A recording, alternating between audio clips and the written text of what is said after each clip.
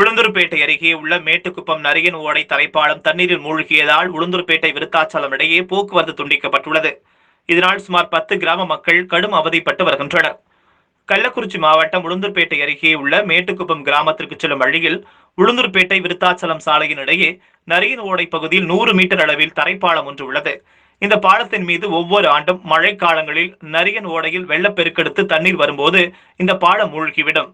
இந்த நிலையில் நிவர் புயல் தாக்கம் காரணமாக நேற்று நள்ளிரவு மேட்டுக்குப்பம் பகுதியில் கனமழை பெய்தது. இதனால் அந்த பகுதியில் வயல்வெளி பகுதியில் தேங்கிய தண்ணீரானது நரியன் ஓடையில் வந்து தரைப்பாலத்தை மூழ்கடித்தது. சுமார் 4 அடி உயரத்திற்கு இந்த தரைப்பாலத்தில் தண்ணீர் மெல்ல பெருக்கெடுத்து ஓடுவதால் உளுந்தூர்பேட்டை விருத்தாச்சலம் சாலையில் போக்குவரத்து துண்டிக்கப்பட்டது. இதனால் மேட்டுக்குப்பம், ஆலடி, பாலக்கொள்ளை, மணக்கொள்ளை உட்பட்ட சுமார் 10க்கும் மேற்பட்ட கிராமங்களுக்கு போக்குவரத்து வசதியின்றி பொதுமக்கள் கடும் அவதிப்பட்டு வருகின்றனர்.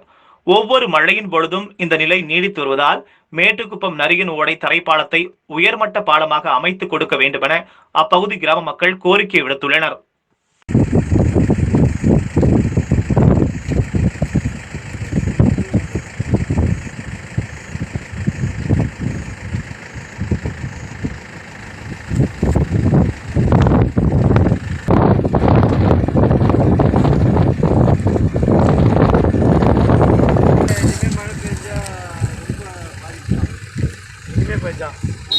இப்போ ஓரளவுக்கு இதோட கூட ஓரளவுக்கு கேட்டுருந்தா இதெல்லாம் இல்லைன்னா இனிமேல் கொஞ்சம் இதெல்லாம் கஷ்டம்.